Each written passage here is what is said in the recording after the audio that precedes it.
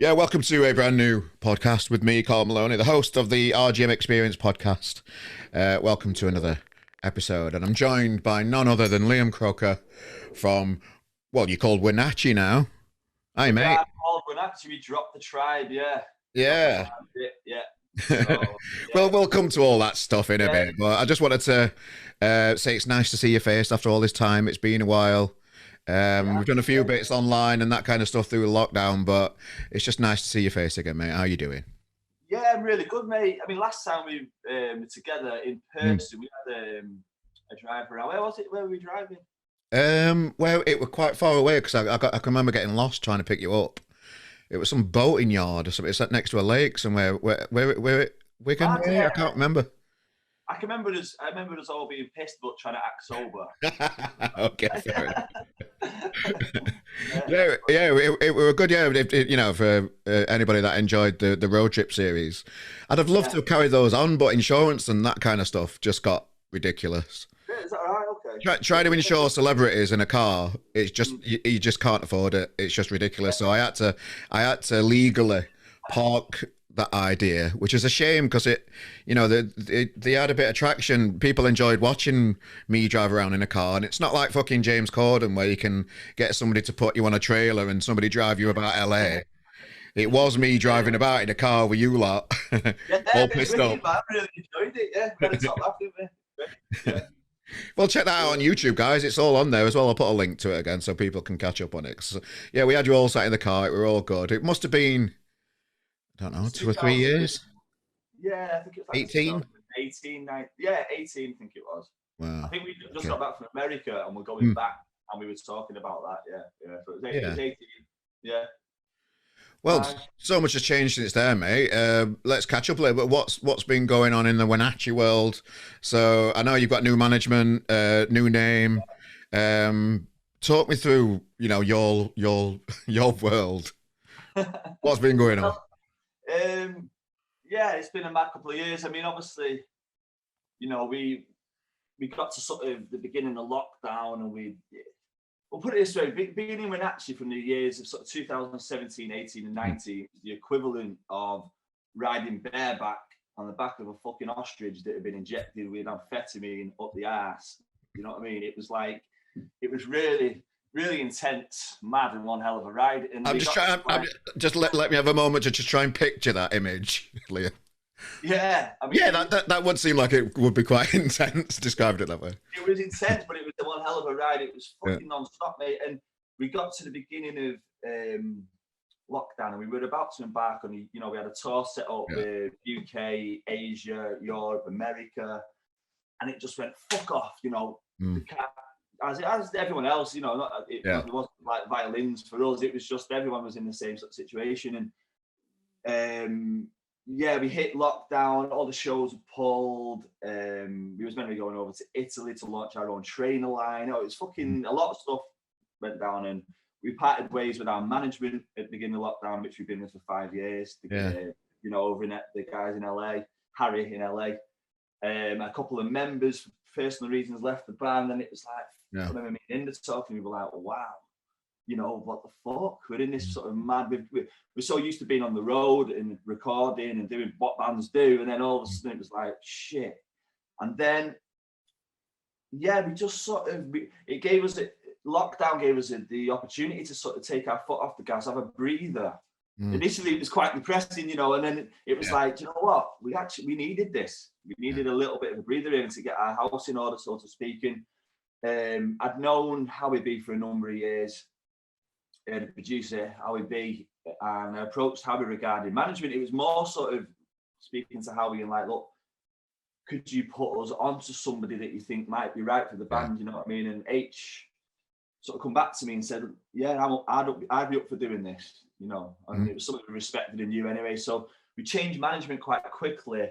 And then Howie very quickly sort of helped us get our shit together. It was like, right, look, we're not going anywhere for the next 18 months. Yeah. We'd started recording an album in Los Angeles in 2019, which I remember you saw the video for it. I think it was Anthony playing guitar, and you were like, fuck it, yeah, that sounds amazing. Oh, so it was like, H was like, look, let's just get this together. Let's just get everything sorted out here from the band, from the live band upwards. And we spent, 2020 finishing that album. It was we were back in tour with John X in LA to finish the production of it, and then this year, Joe Hurst, who a friend of Howie's, really great engineer, who's worked with Ian Brown and Block Party and people like that. Howie got the album back from John, finished, and we got it mixed by Joe in London. And yeah, so the album's done. Album's mixed, mastered, all the remixes are done, artwork's coming in. But we were advised this year not to release. Our things have still been a bit all over the place, just to hang on to it. So quite a depressing situation became a positive one for us. Without sounding sort of cheesy, it sort of saved the band really, lockdown. It did, because we were all sort of, we were burnt out, we were burning ourselves. We haven't stopped, Carl, for a number of years, and we needed a bit of a breather. Well, that's why I was going to ask you. You say a couple of members left. Was that just down to like being burnt out? That's what I was going to ask you. You mentioned. I won't go in. Yeah, I don't mean specifics. I just mean like. Yeah, one of them had sort of stuff going on in his personal life. Yeah. And another, it was Mike and Sam. So Mike and Sam had left. And one of the guys had some stuff going on, and another one did. It wasn't on. I mean, we all left on amicable terms. There was no there was no bad blood between us. It was just like, I think lockdown, it really affected people in different ways, and everything became, I don't know about yourself, but everything seemed to become exaggerated. Like little feelings with emotions, just like still are. Yeah. Yeah, totally. I'm more aware of how I used to think I was really resilient to stuff, and and little things don't go your way sometimes, and it makes you reassess how you are. And I think I've had the chance to reassess a few things with RGM, with my personal life, with what how you are as a person yourself, and when you really think about it, you are more aware of things, and that could be, I don't know, just little weird things, like things in my childhood kept circling around in my head, thinking, why did I do stupid things when I was a kid? And little things like that are just examples of, like, I don't know what I'm trying to say. It's trauma in your life that kind of that has been brought up and makes you just because you've got nothing else going on in the world. And I'm only speaking for myself, but I've noticed more things about myself, and I've been able to work on myself more with this time off, which has been good. I totally agree with you, mate. And I've been in the same. I've gone through the same sort of journey during lockdown, and I think coming out of it a better person. I mean, it gave me time to reassess. It sounds very deep, all this, doesn't it? But it's like, again, it is what it is. Again, you reassessed your life, your career, family stuff and things like that, and came out, I think, coming out of it a much better person. You know what I mean? So there was a lineup change. We've got a new guitarist, Andy McKay, new drummer, Paul Lawrence. Big shout out to Mike. We covered his new album as well that he brought out, his solo album as well. So big shout out to Mike as well. Yeah, good lad. And to Sam, we've loads of love. Those guys are our brothers. Yeah, nothing but love and respect for the both of them. It's just things change, during lockdown, and so we've got a new guitarist, Andy McKay, new drummer, Paul Lawrence. They've even got like new crew members, like our monitor engineer, Howard Smart's come on board and things like that, and new management, albums finished, and man, we're just ready to re-emerge from all the bullshit now and get back on. No. Well, you mentioned Howie B there, so if anybody's not sure, he's worked with artists like Soul to Soul, Bjork, U2, those type of people. From humble beginnings and being in Warrington, how does working class lads like yourself just start working with these people, with these big names? How's that happened? Howie, our previous single of ours, "A Room with the Zoo," Howie had remixed that for us in 2017, I think it was. But how did that happen? It came about in remixing it, I think. It's a good question. That I can't quite remember. It came about through Howie. I think that we were friends on Facebook, and Howie had heard the actual single, and I think we'd approached him regarding remixing it, and our then manager Harry had sort of sorted out the deal regarding him doing it. He'd done a great remix, but he'd stayed in touch with us as he was a fan of the band, and he respected our work ethic and our music and stuff like that. And yeah, he was always sort of on the periphery of the back, you know, just an advisor, but not a manager. He was there, you know, and when we parted ways with Harry, he was the first person that I approached. And yeah, look, you know, luckily for us, he said, yeah, I'm banging into it. Let's get that back on. And it was simple as that. Yeah. So what has he brought to the new Winachi team then? What? He brought a bit of.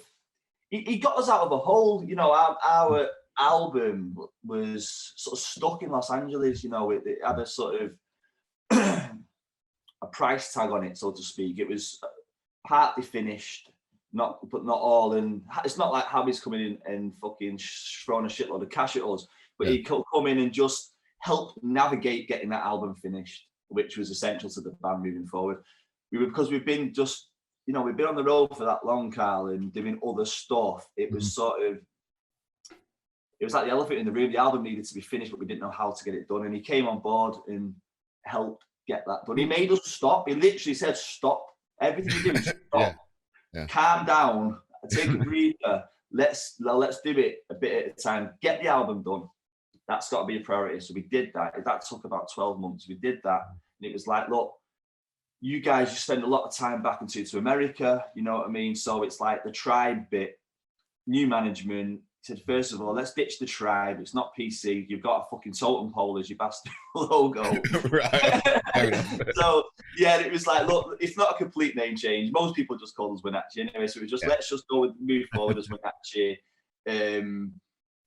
Yeah, and it was just stuck into production rehearsals and getting everything from the ground. It was just getting our house in order. And the thing with Winachi, it's not, I mean, how is the manager, so to speak, but Winachi is a team effort. It's, you know, we've got a whole crew behind us. We've got production engineers, sound engineer, ourselves. The whole team hustles and works really hard. So, you know, Harry hates the word, the title manager, you know what I mean? He can't, it's like, he's part of that team. How he's part of the Winachi sort of team moving forward. Yeah. Were you slightly on the wrong path with the album then? Did you need somebody else to tell you to stop, to reassess it a little bit, to fit before you could finish it? And I don't think we was on the wrong path in a creative sense. We was on the wrong path. Just other things were getting in the way. You know, other things were taking up our energy. Some negative. You know, there was a lot of. We've been on the road quite a lot. There was a lot of partying. There was some people had sort of certain issues with certain things that we needed to sort of clean up, so to speak, and that was addressed. And it was like, look, come on, this has actually bought you a bit of time and space here, lads, to get your act together and finish a fucking record, for fuck's sake. And he did that. You know how he spoke to John over in LA, and obviously John X and Howie, there's a massive mutual respect with each other as producers, and we just got it done. It was really good, man, to get that album back and to listen to it. Yeah, well, I know you've got this big gig at Gorilla coming up that we'll talk about later on. I'm actually away that week. I've booked a holiday to Corfu. So sorry, mate, I'm out of town, but it's my first holiday since lockdowns. That it's just how it's half term, and that's it's fell at bad times. But I'm going to get somebody from RGM to come down and give you a hug for us, because you know I'm sure it's going to be a great gig with down at Gorilla. How much are you looking forward to seeing a room full of people enjoying your music again? Yeah, nothing beats it, does it? I mean, it's a mixed emotion, Carl. I mean, I think it will be. Our last show was October 2019, and it was in Leeds at the Variety Hall with Sean Ryder. And we were then taking a break for a few months to work on the album, and then we had dates booked for Italy, France, and back over to the UK. It was like, we'll have a few months off, come back, and we'll go back out again. And then, so it's ended up 2 years since we've been on stage. It'll be our first show in 2 years. So there's an excitement and a slight bit of, a little bit of nerves and anxiety about getting back on the stage and doing it. But yeah, it's a nervous anxiety, but an excited anxiety. But yeah, we can't wait. You know what I mean? And where do you stand on the vaccination side of it? You know, it's for me, it's vital for people to be as safe as possible during tight knit communities in live gigs. I went to Psychfest in Manchester the other day, Right. and I were in Gorilla, and I've never been in it as full in my life. And I can remember just looking around thinking, if somebody's got the virus in here and they cough, this room's getting it. There's nothing you can do about it. Yeah. The safest way to keep as many people as safe as possible for me is to reduce that risk, and that comes with being vaccinated. That's my own personal opinion of it. I completely understand people might have a different opinion on it. I was just wondering how you guys, as a performer, feels about it. It's a necessary evil. Mm. Yeah, I'm not. I don't want to go down the whole rabbit hole of the conspiracy side of it and all that crap. It is what it is, mate. I think for the world to start, for the world to continue opening up and getting back to some sort of normality, Yeah. you just got to bite the bullet and get it done. Yeah, I mean, at the moment, I've had one of the vaccinations. I'm due another one. I need to go. I just missed a couple of appointments, but yeah, I've got nothing against it. Just get it done. People need to get back to work. People need to get their lives back together. People have struggled financially, people's mental health has been shot, and I think it's just essential now for people to start moving forward. But it's people's free will. If people don't want to do it, that's completely up to them. I wouldn't judge people either way. But yeah, in a gig scenario, then I think, you need that vaccination totally. Yeah. Definitely. I just think it was a shame when you hear the big names out there like Richard Ashcroft, Ian Brown. He was very vocal during the pandemic about his thoughts on it. I think that's quite a shame because that could have influenced quite a lot of people. But at the end of the day, it's their opinion, and we've got to respect it, haven't we? It's their opinion, yeah. I mean, it's quite. I suppose it's quite easy to say that when you've got maybe 10 million in the bank. But if you're an independent artist and you need to get back on stage and working, then it's that's whether you believe in the vaccine or not, you haven't got a choice. If you want to get back out and get back to work as an artist and a performer, then you need those vaccinations. I actually saw Ian Brown the other day. Okay. Me and my missus Beth were in Chester Zoo, and we were walking into the monkey enclosure, believe it or not. Okay. Yeah, and Ian was walking out. We just give each other a hello and passed. Yeah, but he looked happy. Okay. Fair enough. I didn't realize. I only threw that name out there. I know Inda's played with him in the past. I was just throwing it out as one of the names that I've mentioned it. I didn't know you knew him personally. No, I don't know him personally. I mean, we sort of like Ian Brown, and he knows I'm in a band with Inda, but it's their opinions.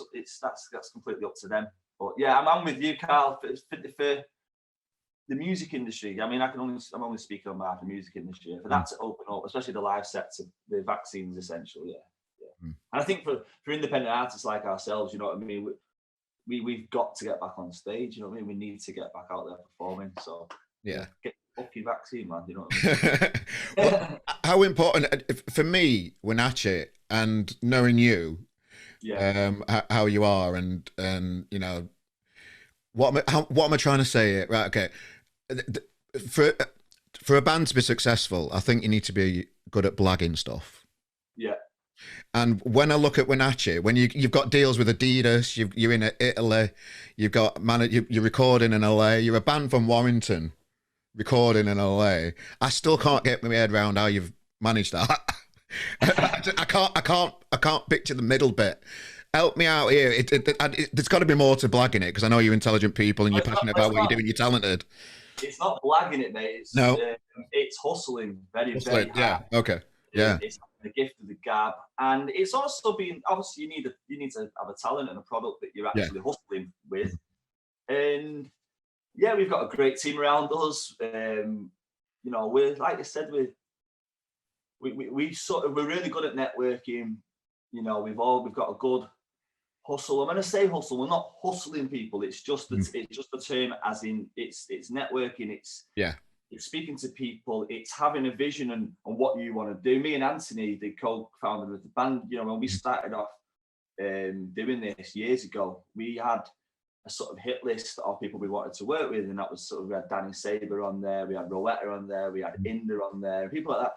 And we went through that hit list, and we've ticked off the majority of it. Yeah. And it was just like, we've just believed we could do anything we wanted to do. And you know, like most bands will have, we've said, people have said to us before, oh lads, you're not doing this right. You should just be sitting in Manchester, building a fan base in Manchester, blah, blah, blah. Maybe they're right to a certain degree, I don't know. But no. I remember, Kai, you introduced one of our songs on your podcast once, and you said, Winachi are an enigma. They're an enigma, and they're like a traveling circus. And you said, I don't know how they do it, but they've just got back from Italy with it was endorsement with Pantoffolo d'Oro in Italy, not you said okay. you said they're like a traveling circus, and I laughed at it. I thought, yeah, he's hit the nail. I don't know. I still don't know. It keeps me intrigued, 100%. Yeah, it keeps us intrigued. And do you know what? Once I've found out the answer to it, maybe it'll all be over. I don't know. Yeah. It's a mystique to us. So yeah. But yeah, I mean, it's good. We've been in a nice position now. Things have started opening up for next year. So we've just announced the first announcement for performing live is we're headlining the City Springs Theatre in Atlanta, Georgia next year, which is a huge gig. It's like like Manchester Apollo, but in Atlanta, Georgia. So that's our first summer date, and then we're going to be, well, I'm announcing it now. I won't tell you the lineup, but our first show of the year next year is we're going to be playing the iconic Rock Store in Montpellier in the south of France, with a massive lineup for that. So that's we're back on the road, man. Yeah, it's good. I had an artist. Just going back to what you mentioned earlier, when people are telling you to find your audience in Manchester and build up your audience there. Yeah. There's no guarantees that the people that are gonna jump on your band are based in the same city as where you're from, or the same area. So for me, it's quite small-minded for people to say that to artists when there's a worldwide industry out there that's very accessible because of streaming and that kind of stuff, and getting your people out to anywhere in the world. And I was speaking to Martin Atkins on a previous podcast, who used to be in Pill. Martin Atkins, and one of his advices is don't assume that your audience are in your home city, because it's quite close-minded to do it. And you need to use all the tools that are there available to you to get your music out all over the world, and just see which pockets of people all over the world pick you up, and then address those pockets, and then you've got your audience. I think you're completely right, mate. And I think Winachi's got quite a universal sound. I did an interview yesterday morning, and a lad that I was speaking to was from Warrington, and sort of our hometown, and he was speaking to me, and he said, what, is the thing with Winachi, I've never been able to put my finger on what sort of genre of music it is. And I said, neither can I. I don't know what sort of music we make, really. It's a fusion of different influences, and it seems to speak to people on a sort of universal level. And I think that's why we get little bits of demand that put in different pockets around the world. Do you know what I mean? And I'm cool with that. We're actually a cult band now. I'm aware of that, and it's working for you. You've got that pocket in LA. You've got that pocket in Italy. You've got that pocket in France now. That it works. People where your fans are. Yeah, exactly. You go where the demand is and where you're being asked to go and perform and stuff. So. Yeah, there could be worse places, couldn't there? You know what I mean? Exactly. But you mentioned networking as well, and how important that is as well earlier. I had an artist from Newcastle that contacted me yesterday who were just after advice. How do I get out of playing my home city? And I had to explain to him it's very difficult for promoters to put out-of-town acts on in different cities at the minute, because if you're not going to bring in an audience, which, if you're coming from Newcastle to Manchester or Sheffield or whatever, and you're a solo artist, it's unlikely that you're going to pull anybody to the gig. So financially, it's more of a risk to promoter. It's just how it is. Yeah, of course. So he was asking about, what advice could I give him to try and help him? So I was trying to think, and the only thing I could mention was networking. Keep in touch with me. I know your name now. I'll give you other names and that kind of stuff. Just keep in touch with people. Take everybody's name and email address that you speak to throughout the industry, because one day they'll know who you are further down the line, and they'll think, oh, that's that kid who messaged me a bit ago. So how important do you find networking? For me, it's the most important thing for a band to succeed. I think, yeah, absolutely. And I think you need to you need to treat everybody with respect.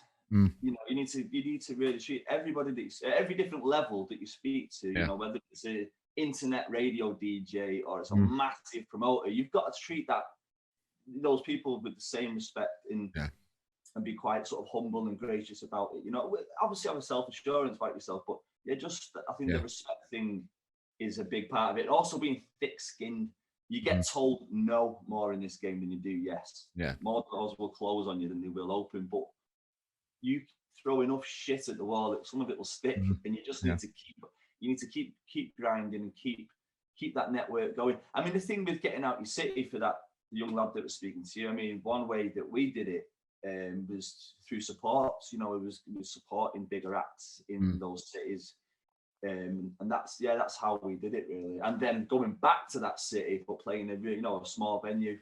Well, that's how I originally got to know about you guys. You were doing support slots in Sheffield, and that's where I thought, oh, here we go. I caught you live at Tramlines, I think it were, at Crystal Stage. I think that was the first time I saw you live, and I'm like, wow. Yeah.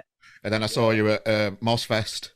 That's I love that festival. And that's a great little festival, isn't it? Yeah, a great little festival. So it's just little things like that, getting yourself out to promoters. Festivals are hard work to get on, particularly if you're quite new to the industry, and you've got to kind of just take each no as it comes, and eventually one of those no's will become a yes, and then things start to move forward. Just keep thick-skinned and just keep cracking on, don't you? Yeah. You've got to be thick-skinned doing this, mate. Jesus Christ. I mean, it's like it's the amount of shit you get thrown at you over the year. You've got to take it on the chin and use it as part of like character building, so to speak. But I think karma is definitely a part of it. You treat people right, then hopefully that comes back to treat you well. You know what I mean? Yeah. Sure. So you've got the gigs that you've announced earlier, Montpellier, this big massive gig in the new year. The album's ready to go. Is there a release date for the album yet?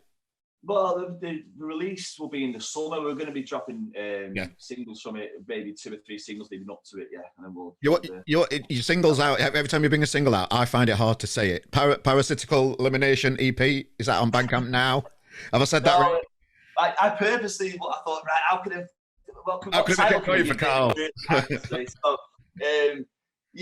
That came together during lockdown. So basically, Parasitical Elimination, that was about getting, ridding a few demons that set in during lockdown. It was like, get rid of those bad vibes. Through advice of our manager, Howie, he was like, look, for this release, let's completely swerve iTunes and Spotify and all the robbing bastards. And let's launch the Bandcamp and let's use the EP to launch it. So, that comes out. So, 29th of October, we're at Gorilla, our first live show for a couple of years, supporting the Dub Pistols, Audio Web are doing a DJ set as well, so it's going to be a big show. And then Friday, the 5th of November, we launch our new EP with our Bandcamp, and that's the Parasitical Elimination. That's out in November, right? Okay. So an album's quite a big step for a band, isn't it?